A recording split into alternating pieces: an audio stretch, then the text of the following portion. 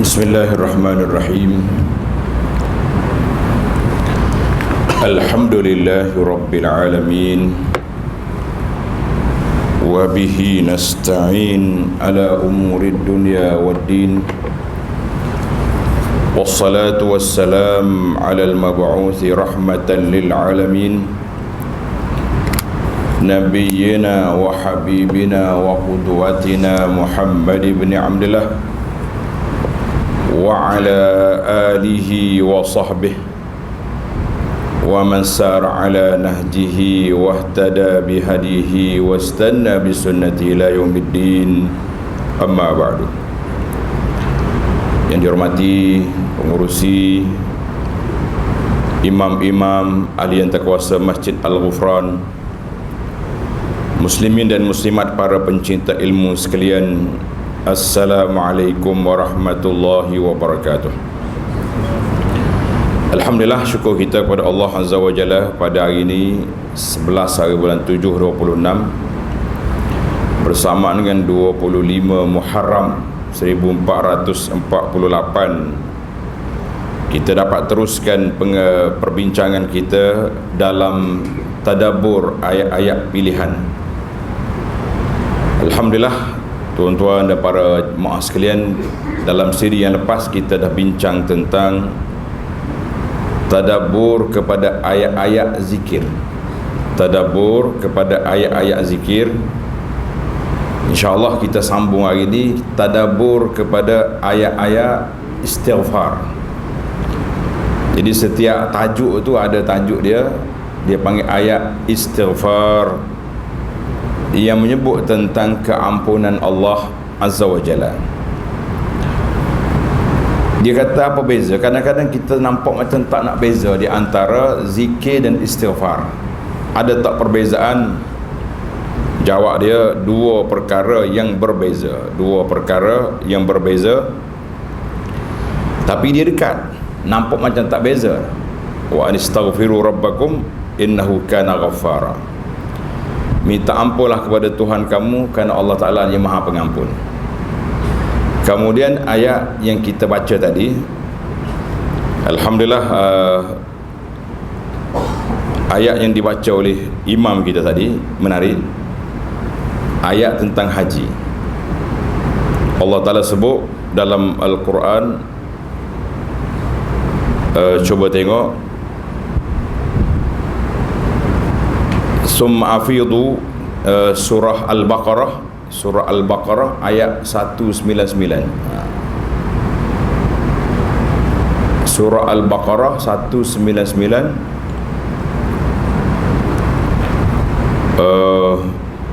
Allah Ta'ala sebut, Summa afidu min haitsu afadan nas wastaghfirullah innallaha ghafurur rahim. Innallaha ghafurur rahim.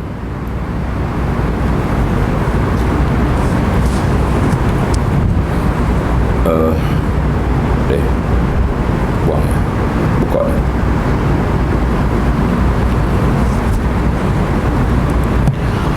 Baik, dalam ayat surah Al-Baqarah ayat 199 ni, Thumma afidu min haitsu afadan nas wastaghfirullah. Allah kata kamu berangkatlah bersama dengan orang lain. Itu dia panggil ifadah daripada Arafah. Tapi dengan apa? Dengan kamu banyak istighfar kepada Allah Azza wa Jalla. Kemudian ayat yang berikutnya, fa idza qadaitum manasikakum fazkurullaha kadzikrikum aba'akum aw ashadda dzikra.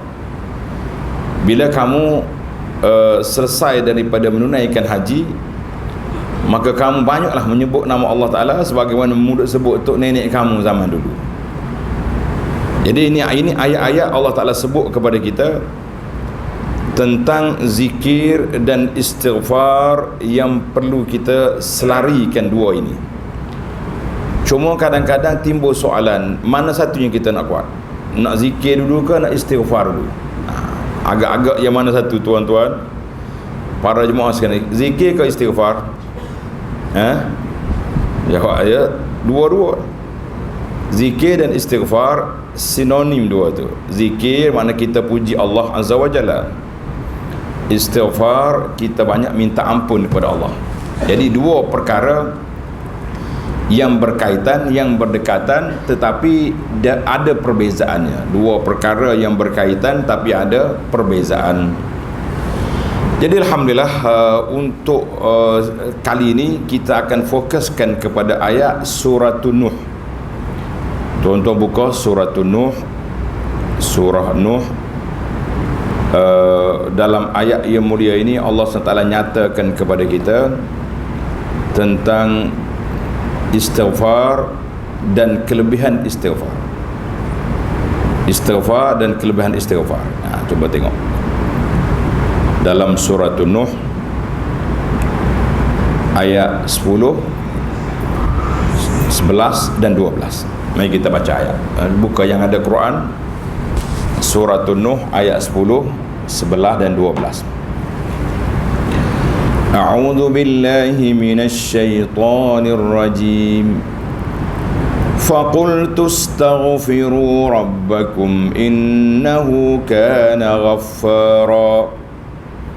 Yursilis samaa'a 'alaikum midrara wa yumdidkum bi amwalin wa banina wa yaj'al lakum jannatin wa yaj'al lakum anhara ma lakum la tarjuna lillahi waqara. Maksudnya, faqultu astaghfiru rabbakum innahu kana ghaffara. Sesungguhnya Nabi Nuh AS berkata kepada kaum dia, istaghfiru rabbakum, pohonkanlah keampunan kepada Tuhan kamu, sesungguhnya Allah kana ghaffara, sangat mengampun. Nabi Nuh tak kata ghafur, dia ni pengampun, tak. Ghaffar maknanya sangat pengampun. Ini satu poin yang dibahaskan oleh ulama tadabbur. Kenapa dia guna perkataan ghaffar, menunjukkan bahawa Allah Ta'ala itu sangat pengampun. Kalau kita banyak istighfar, apa yang kita dapat? Yursilis samaa'a 'alaikum midrara. Sekiranya kamu berbuat demikian, ia akan menghantarkan hujan lebat mencurah-curah kepada kamu. Hujan ni panggil hujan rahmat. Hujan tak ada dua kategori, hujan rahmat, hujan banjir. Yang kita naknya hujan rahmat. Kalau mari hujan banjir, jadi itu bukan hujan yang diminta, itu bala yang turun. Itu yang pertama, Allah Ta'ala hantar hujan. Yang kedua, wa yumdidkum bi amwalin wa banin, dan Allah akan memberikan kepada kamu dengan banyaknya harta kekayaan serta anak pinak, anak cucu, keluarga besar. Wa yaj'al lakum anhara, dan Allah mengadakan bagi kamu kebun-kebun tanaman serta mengadakan bagi kamu sungai-sungai yang mengalir di dalamnya. Maka ini dipanggil ayat tentang istighfar. Baik para jemaah sekalian, itu ayat yang kita akan bincangkan dalam siri perbincangan kita pada kali ini. Alhamdulillah, mudah-mudahan memberi motivasi besar kepada kita, menyebabkan kita akan sentiasa beristighfar, rajin beristighfar, dan banyak meminta ampun kepada Allah Azza wa Jalla. Sebab apa? Sebab bila kita tahu kita bersalah, kita banyak minta maaf. Jadi ada para ulama berbincang tentang kita nak perbanyakkan istighfar ke nak banyak zikir. Jadi ulama ni buat satu jawapan yang orang panggil analogi yang sangat simple, yang sangat mudah. Apa dia kata? Kita tengok kepada keadaan kita. Sekarang ni kain kita ni kotornya kuat ataupun biasa-biasa. Kalau kain itu kotor kuat, kena minyak, kena apa, maka klorok diperlukan. Klorok diperlukan. Tapi kalau kain itu sudah bersih, cukup kita basuh dengan letak pewangi.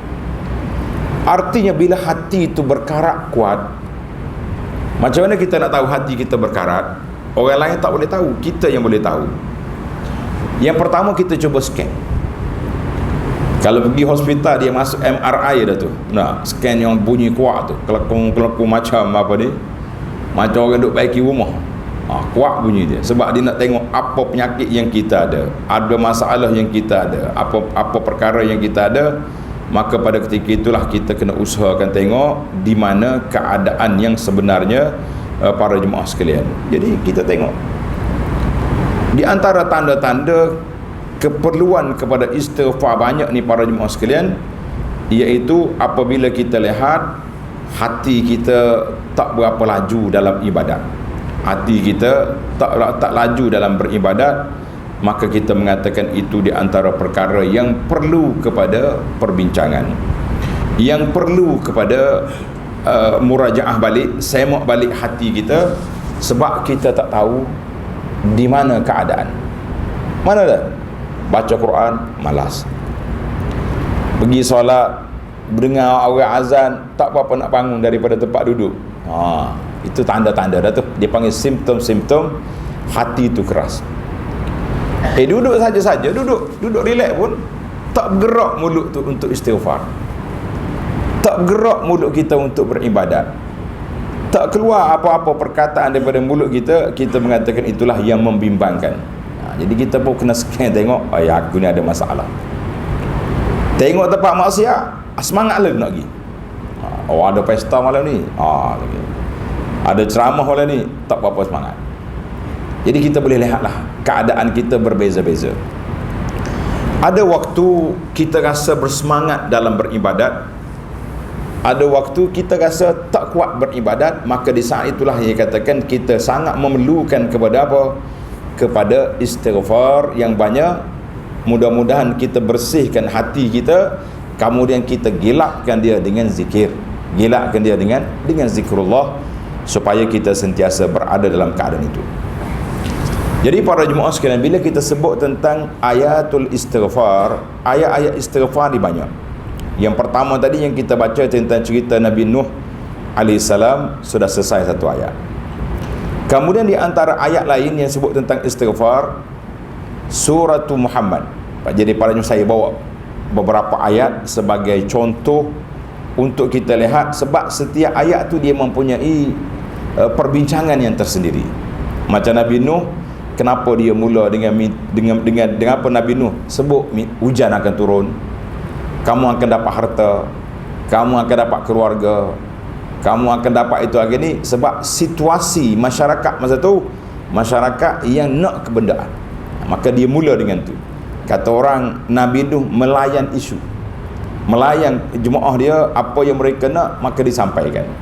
Ini penting dalam perjalanan kita, supaya kita boleh menghayati, supaya kita boleh memahami bahawa setiap perjalanan itu ada, setiap dakwah itu, setiap tempat itu ada penyakit-penyakit, ada isu-isu yang perlu kita tangani ataupun kita kempen supaya masyarakat lebih menerima.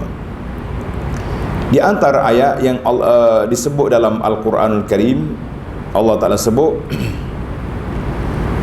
dalam surah Muhammad yang saya sebut tadi, fa'lam annahu la ilaha illallah wastaghfir li zambik.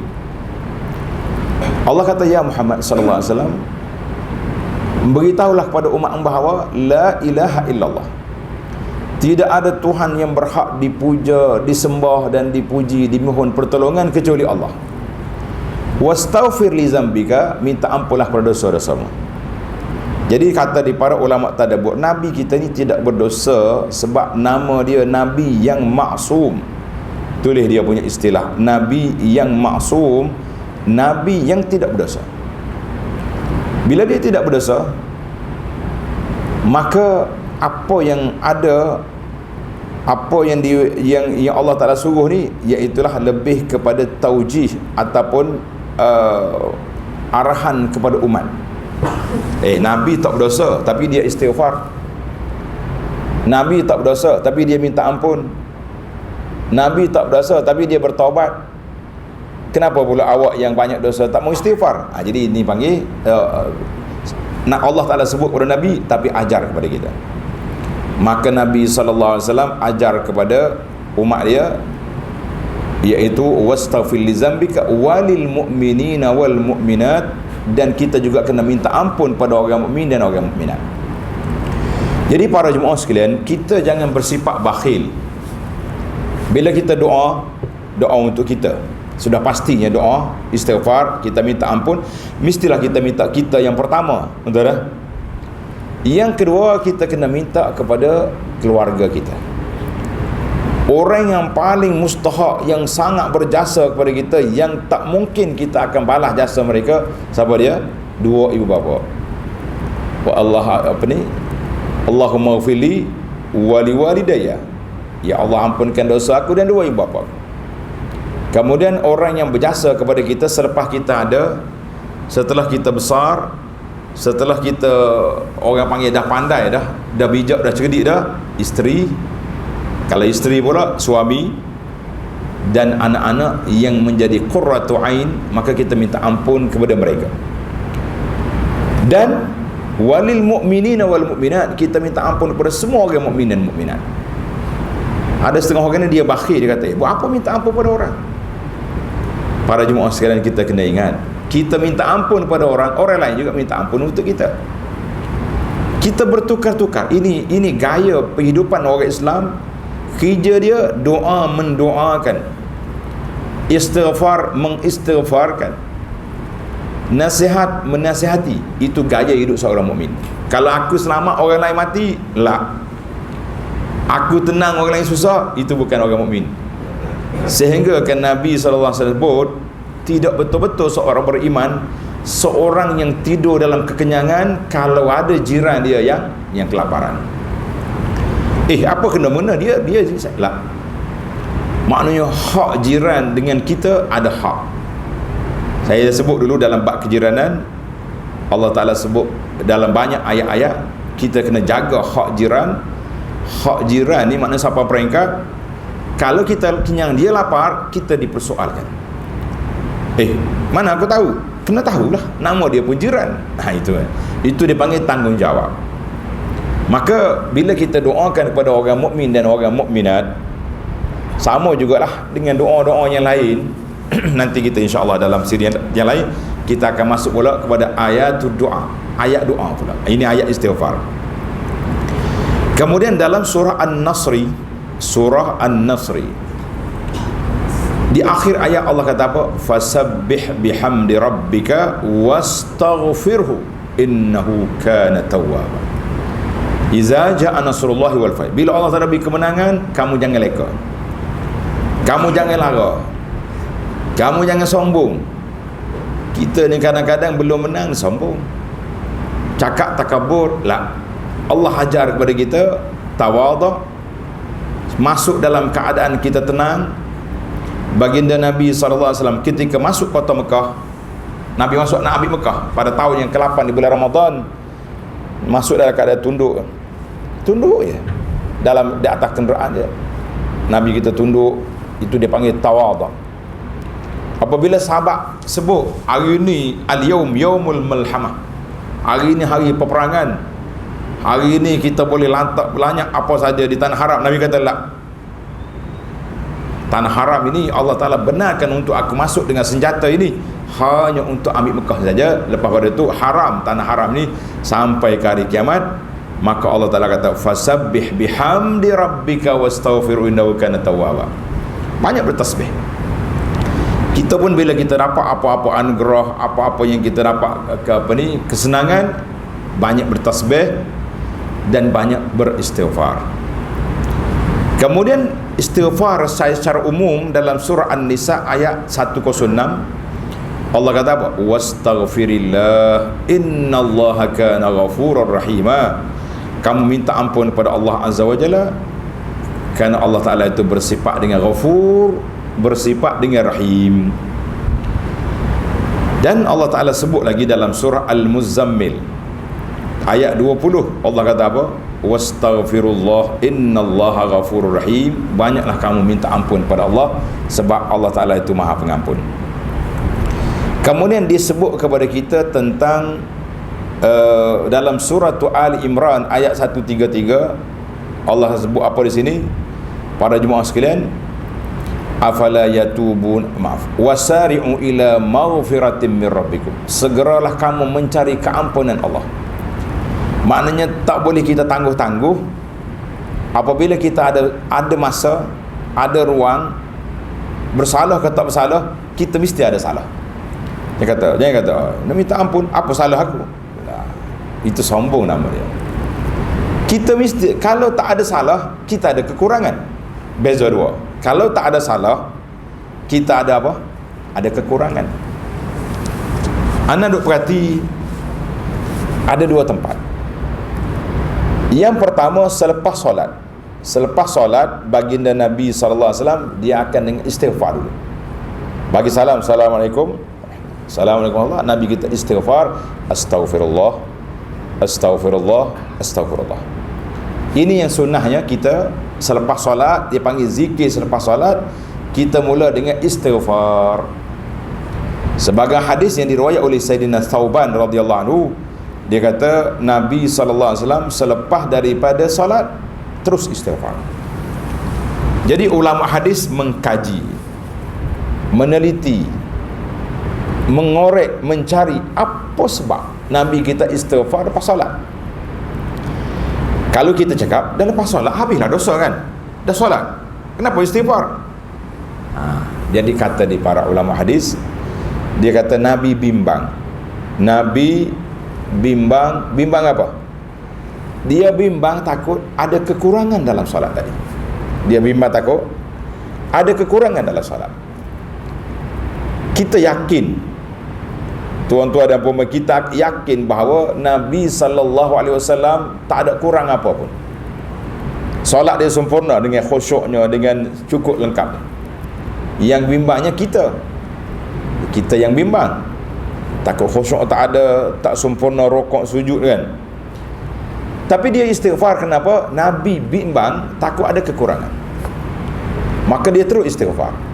Kerana itulah kita selalu sebut kepada para jemaah sekalian bahawa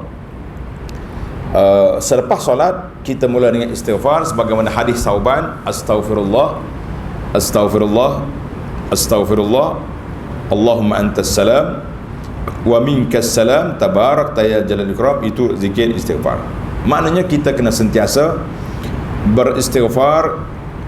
Dan banyak lagi ayat-ayat lain yang menyebut tentang kelebihan orang yang beristighfar dan waktu istighfar. Tanda ni tuan-tuan, dalam ayat surah Al-Imran ayat 16 dan 17, ketika Allah Ta'ala sebut sifat-sifat orang yang baik, sifat-sifat orang yang soleh, sifat-sifat orang yang baik ataupun sifat orang yang soleh, ada beberapa sifat dalam ayat Ali Imran ayat 16 dan ayat 17. 16 dan ayat 17. Allazina yaquluna rabbana innana amanna faghfir lana dhunubana. Orang yang sentiasa berdoa, Rabbana amanna, kami orang yang beriman ya Allah, faghfir lana, ampunkanlah dosa kami, faghfir lana dhunubana wa qina azabannar, dan selamatkan kami daripada api neraka. Ini permohonan orang soleh. Dan kita boleh jadikan doa ini sebagai doa. Tapi jangan ambil allazina yaqulun, tanda ayat tu 16 surah Ali Imran, bermula dengan Rabbana. Rabbana innana amanna faghfir lana dhunubana. Ya Allah, kami beriman. Itu dia panggil tawassul dengan iman kita kepada Allah. Kami ni beriman kepadamu ya Allah, kami percaya kepadamu ya Allah, kami tauhid kepadamu ya Allah, maka ampunkan dosa kami dan jauhkan kami daripada api neraka. Kemudian Allah Ta'ala sebut di antara sifat orang baik lagi selain daripada berdoa, as-sabirin, orang yang sabar, as-sadiqin, orang yang benar, al-qanitin, orang yang banyak beribadat kepada Allah, wal munfiqin, orang yang banyak infak, sedekah, ibadat dengan harta, wal mustaghfirina bil ashar, dan orang yang banyak minta ampun pada waktu pagi, waktu sahur. Jadi waktu sahur ni, Masya Allah, Tabarakallah, waktu istighfar. Bukan waktu bangun bertempik. Setengah orang ni bangun pukul 4 pagi, tak pernah bangun pun. Bangun tengok apa? Nak tengok orang duduk berebut. Berebut apa? Berebut getah. Bola sebiji pakat berebut. Kita bangun juga. Kalau tidur lebih baik. Pagi esok siapa menang? Cukup lah. Sambil-sambil duduk minum teh, siapa menang esok? Orang ni habis beres. Yang saya sokong menang, alhamdulillah. Tak ada apa-apa. Tapi kalau bangun duduk bertempik pada waktu itu, sedang kita waktu ini Allah Ta'ala sebut wabil ashar wal mustaghfirina bil ashar. Orang yang soleh bangun istighfar, bukan bangun bertempik. Ingat baik. Kemudian datang ayat yang kedua dalam surah Az-Zariyat. Allah Ta'ala sebut ayat 17 dan ayat 18, kanu qalilan minal laili ma yahja'un. Orang soleh ni tak tidur banyak malam. Wabil ashari hum yastaghfirun. Tengok, dua ayat berbeza. Ayat yang pertama wal mustaghfirin, orang yang banyak minta ampun pada waktu sahur. Ayat yang kedua, ayat Az-Zariyat 17 18 ni, wabil ashari hum yastaghfirun, ketika waktu sahur lah mereka beristighfar. Jadi para ulama tadabbur, dia kaji. Dia kata, kenapa Allah Ta'ala sebut mustaghfirin? Kenapa dia sebut yastaghfirun? Tengok, yastaghfirun, mustaghfirin. Maknanya orang itu sentiasa beristighfar. Itu dia mari dengan isim. Kemudian wabil ashari hum yastaghfirun, orang-orang pada waktu sahur itu beristighfar. Makna ini orang yang sifat orang yang baik. Jadi orang dan waktu. Dua ayat ini menyebut tentang orang yang baik beristighfar. Waktu istighfar bila? Bil ashar, pada waktu sahur. Jadi para jemaah sekalian, tolonglah kenali waktu yang diperuntukkan oleh Allah Azza wa Jalla untuk kita mendapat keampunan Allah ini. Apa dia? Iaitu pada waktu sahur. Jangan sekali-kali kita salah guna tempat. Karena itulah kata ulama, dia kata apa? Kalau tak mampu buat ibadat, jangan buat maksiat. Kata-kata ini saya buat satu kata-kata nasihat. Kalau tak mampu beribadat, jangan buat maksiat. Apa maksud dia? Awak tak boleh bangun untuk istighfar pada waktu pagi, tak boleh bangun. Bangun juga, tapi 10 minit, 15 minit, setengah jam nak subuh baru kita bangun. Kekalkan momentum itu, jangan duk kacau. Tapi kalau kita bangun, banyaklah benda maksiat. Duk bertempik pada waktu Allah Ta'ala tanya, hal min mustaghfir, adakah siapa yang minta ampun pada waktu ini? Hal min taibin, adakah orang yang sedang bertobat pada waktu ini? Jadi adakah orang, Tuhan duk tanya, ada orang bertobat, ada orang yang duduk beristighfar, ada orang yang duduk bermunajat. Kita duduk bertempik pada waktu itu, tidur lebih baik daripada bangun. Kenapa tak bangun semalam? Alhamdulillah, saya tak mampu nak ibadat, saya tidur je lah. Kalau tidur, dosa pun tak ada, pahala tak ada. Tetapi kalau kita nak tidur dengan kita niat bahawa aku nak bangun untuk tahajud, aku nak bangun untuk solat subuh berjamaah, aku nak bangun bermunajat, kalau terlewat bangun, tetap dikira bangun, sebab sudah niat dengan baik. Innamal a'malu binniyat, kan? Amalan dengan niat. Dalam hadis Nabi SAW, Nabi mengatakan bahawa la hijrata ba'dal fathi, tak ada lagi hijrah selepas daripada pembukaan Mekah, walakin jihadun wa niyatun, yang adanya jihad dan berniat untuk berjihad. Jihad dan berniat untuk berjihad. Maka disitulah para jemaah, kita kena sedar dan kita kena tahu bahawa niat itu bermain peranan yang besar dalam kehidupan seorang manusia. InsyaAllah perbahasan tentang niat, tentang ikhlasan ini kita akan sambung dalam kuliah duha nanti di Masjid Negara, di bawah kitab Muqaddimah Mustikah Hadis, dalam bab kewajipan ikhlas dalam semua perkara. Itu dia panggil pentingnya niat dalam masalah ini. Jadi dua sifat Allah Ta'ala, wabil ashari hum yastaghfirun, ketika minta waktu sahur mereka sentiasa minta ampun, itu sifat orang soleh. Dan wal mustaghfirina bil ashar, orang yang minta ampun pada waktu sahur. Jadi tuan-tuan kena ingat, ini di antara waktu yang mustajab, waktu yang sangat elok kita lakukan apa dia? Lakukan perkara-perkara yang disayangi oleh Allah, yang dicintai oleh Allah dengan Rasulnya sallallahu alaihi wasallam, jangan pergi buat perkara yang tidak baik. Sebab apa? Kita akan rugi, sebab Allah Ta'ala beri kepada kita peluang, kita tak ambil. Jadi alhamdulillah, galakan istighfar ini banyak. Di antara lafaz istighfar yang disebut daripada baginda Nabi sallallahu alaihi wasallam, cuba tuan-tuan hafal ataupun tulis, tajuk dia Rabbighfirli wa tub alayya. Saya ulang 3 kali supaya tuan-tuan boleh ingat. Cuba kata, Rabbighfirli wa tub alayya innaka antat tawwabur rahim. 3 patah ya. Rabbighfirli, ingat ada tak? Wa tub alayya. Cuba kata, Rabbighfirli wa tub alayya. Ya Allah, ampunkan dosa aku, terimalah taubat aku. Innaka antat tawwabur rahim, kerana sesungguhnya engkau maha penerima taubat lagi maha pengampun. Jadi Allah Ta'ala sebut pada kita 2 perkara yang sangat penting dalam hidup kita ni. Jangan kita rasa relax je, tak boleh. Sebab apa? Sebab sentiasa minta ampun, sentiasa bertaubat, itu dia panggil da'bus salihin. Itulah gaya hidup orang yang saleh. Orang saleh minta ampun, minta maaf. Kita ni kadang-kadang banyak juga minta ampun, betul tak? Contohnya bila kita terlewat mari, minta maaf lah, saya terlewat sikit. Berapa minit lewat? Baru 10 minit. Bagaimana kalau lewat banyak kali? Contohnya semalam kita naik kapal terbang, tak sebut nama syarikat dia, kapal terbang delay. Anak kapal daripada mula-mula terbang sampai nak turun, dia minta maaf pun 40 minit dah hilang dah kita punya waktu. Itu dah, kita yang minta maaf. Habis tinggi dia bagi air.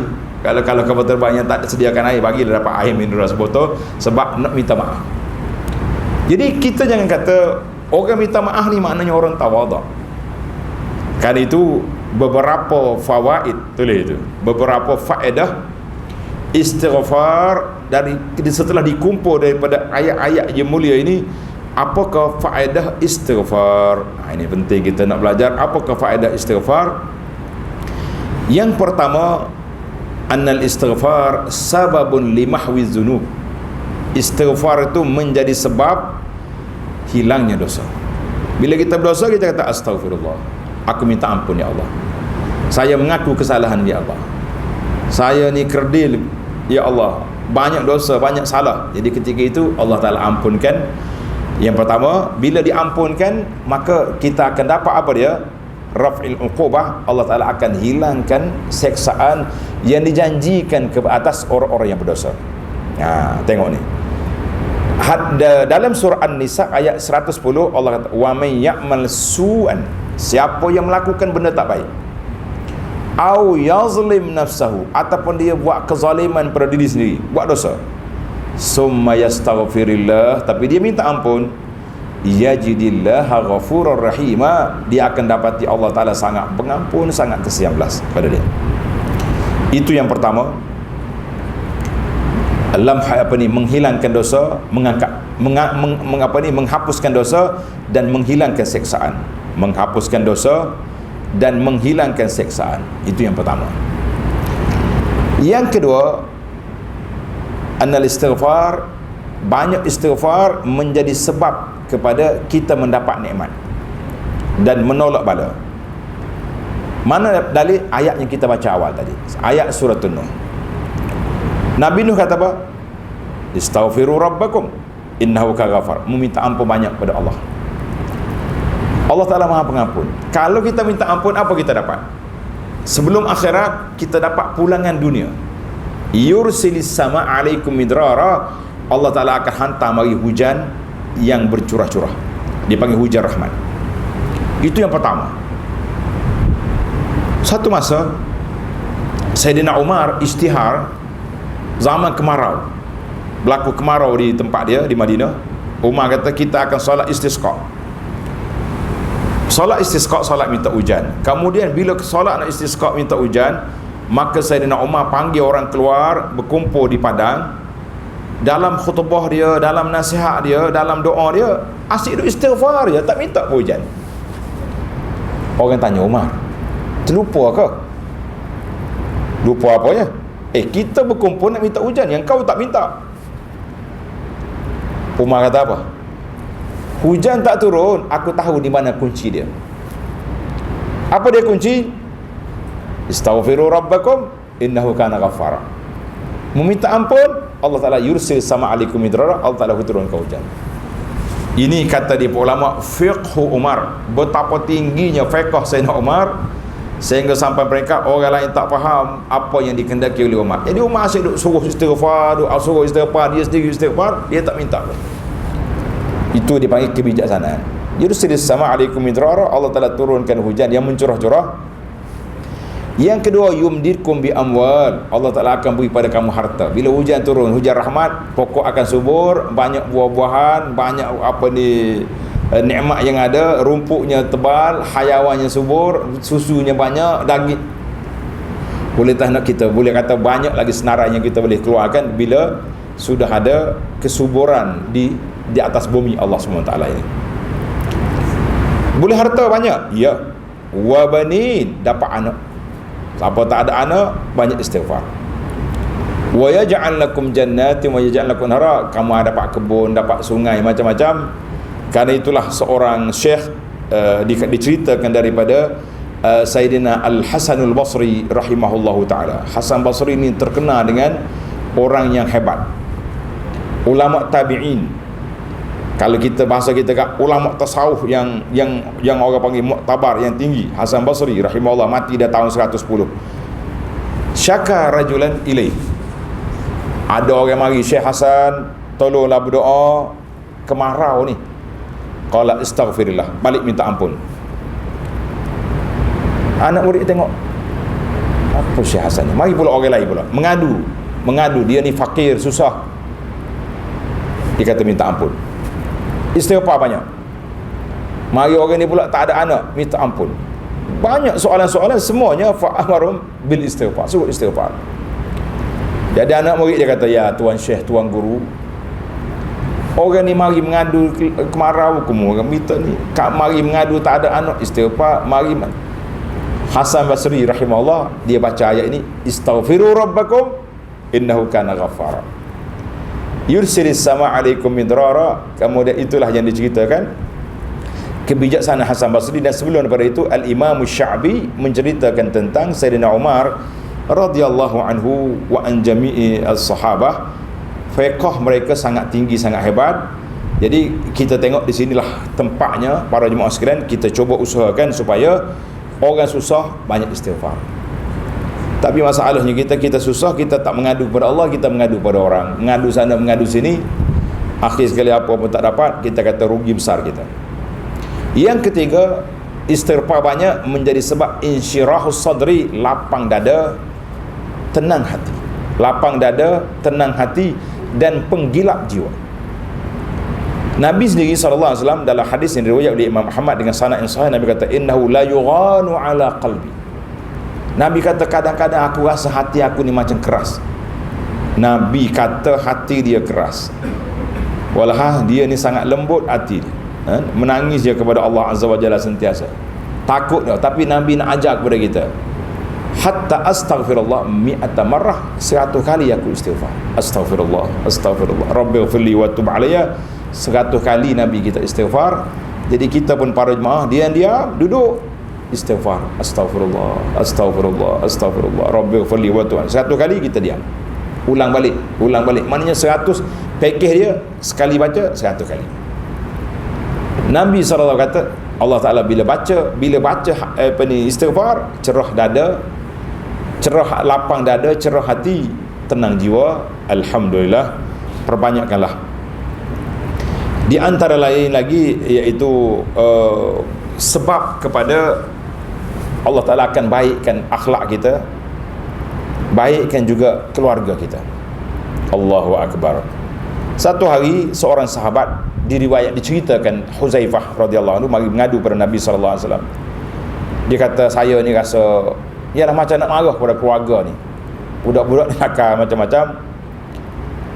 Maka Nabi kata dia, aina anta minal istighfar, di mana istighfarmu ya Huzaifah, di mana istighfar kamu? Ini riwayat.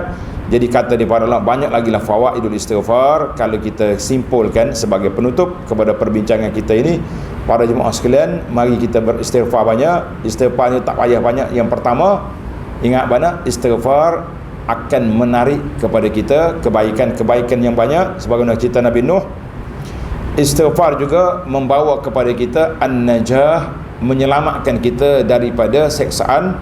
Sebagaimana dalam surah Al-Anfal ayat 33, wa ma kana Allahu liyu'azzibahum wa anta fihim wa ma kana Allahu mu'azzibahum yawm yastaghfirun. Allah kata, aku tak azabkan umat ini selagi Nabi ada bersama mereka, dan aku tidak azab umatmu ni selagi mereka beristighfar. Jadi kata di ulama, Nabi dah wafat. Yang ada depan kita ni sunnah dia kita amalkan. Yang ada depan kita istighfar yang mampu kita ucapkan. Jadi kita banyak istighfar.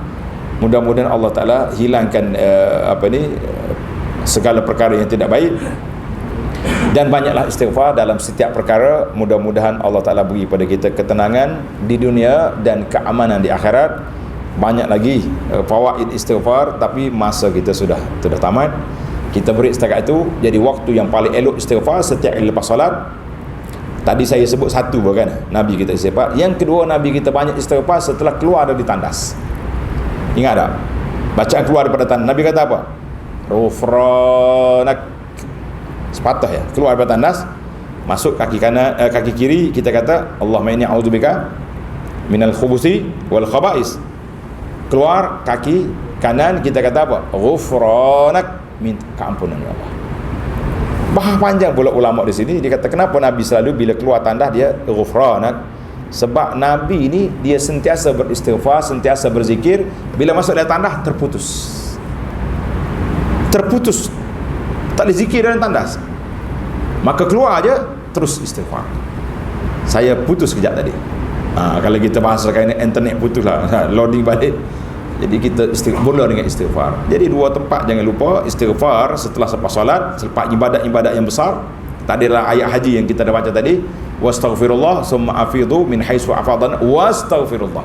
Lepas haji istighfar, apa saja pun istighfar. Jadi alhamdulillah, mudah-mudahan kita termasuk dalam wabil asharihum yastaghfirun wal mustaghfirina bil ashar. Banyak beristighfar. Allahumma ja'alna minal mustaghfirin. Ya Allah, jadikan kami orang yang sentiasa beristighfar. Allah Ta'ala, mudah-mudahan Allah lapangkan dada kita, cerahkan hati kita. Subhanakallahumma bihamdika asyhadu an la ilaha illa anta astaghfiruka wa atubu ilaik. Wa sallallahu ala nabiyyina Muhammad wa ala alihi wa sahbihi ajma'in walhamdulillahi rabbil alamin. Wassalamualaikum warahmatullahi wabarakatuh.